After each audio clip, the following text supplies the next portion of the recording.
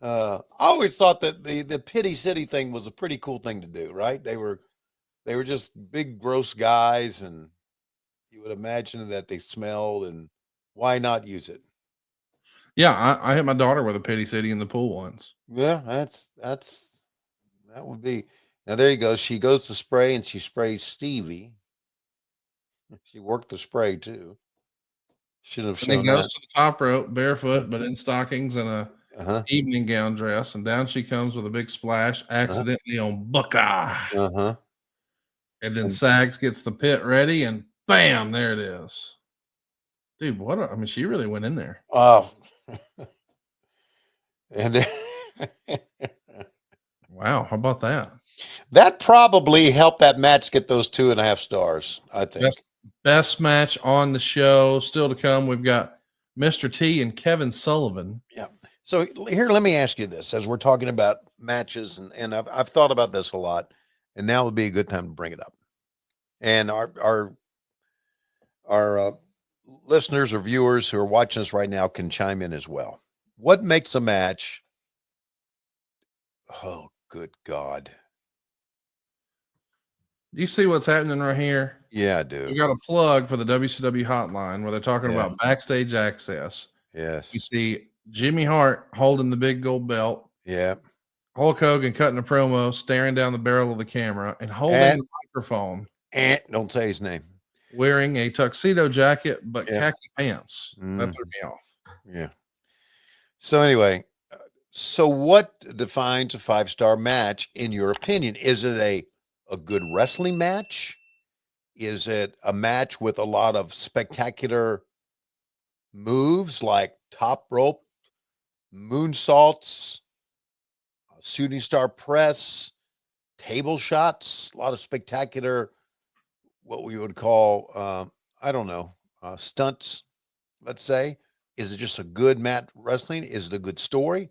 Or is a 5 star match have none of those, but you leave it thinking I was entertained?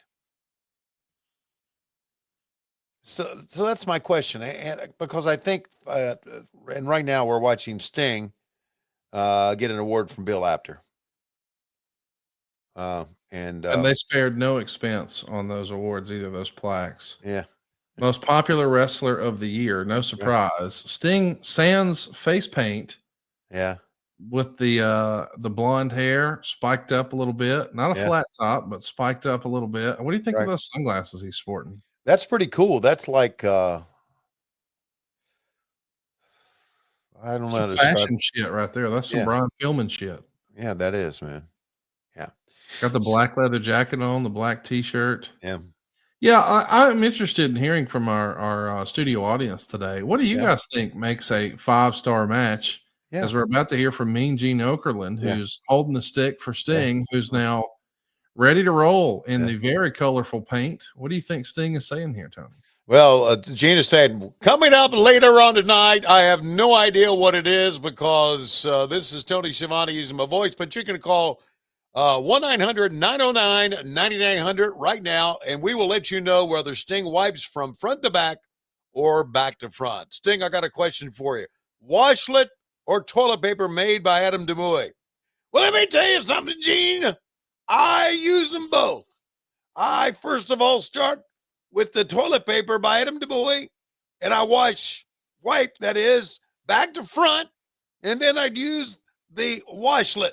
Now, can't spread those cheeks too wide with a washlet because that water could shoot right up in there. And then if you got well water, you don't know what's in it. It could be a bunch of, well, let's say there's carbon in it, and there could be some sort of copper in it. What about silver and nickel? You don't want that up your ass, do you? Absolutely not.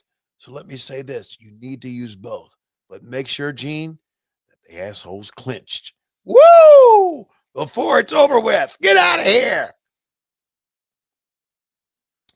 So there's a good advice from Sting. Uh, Probably exactly what he said. If you yeah, think it's probably exactly what he said. So sometimes you can take a real shitty match, I think, with two guys who really are not that good of wrestlers, and come up with something very, very entertaining and have a great match.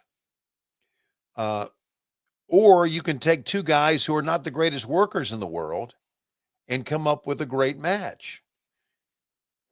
And what to me, the one match that sticks out in my mind is Hulk Hogan against the Ultimate Warrior in WrestleMania 6, because neither one the greatest worker in the world. But Right. that match was done so well. And of course, as legend has it, history has it, Pat Patterson set the whole thing up. But that match was done so well, and it played on Hulk Hogan's, finish that everybody thought he was going to, the big leg, the big drop, and get the win. And he didn't. And to me, I walk away from that match. And of course, I was working for the WWE at that time, but I walk away from the match saying, that was a great fucking match. Now, was it a 5-star match? Probably not, but it was a great match. And not all matches have to be a quote unquote 5-star matches for you to enjoy it. So I read and hear all the time 5 stars, 4 stars. I get it. Everybody wants a rating point. Everybody likes lists. Everybody likes stars. But to me, forget stars. Did you enjoy the match or you didn't enjoy the match? And I really think that's the key. What about Mr. T coming out here looking like a referee? But he was wearing like the night before Christmas sleeping hat. Right. I mean, how would you describe that? A night before Christmas sleeping hat with a referee shirt on. I don't get it. When he first walked out, I'm thinking, is he going to referee this thing?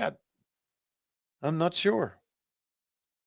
As we know, well, as I knew, and most of us know, Kevin did a good job of feeding Mr. T that time. Kevin could be a little stiff in the ring when he wanted to. Oh yeah. Yeah. So I'm wondering Santa Claus has arrived. He's a little late. He's 2 days late. Yeah.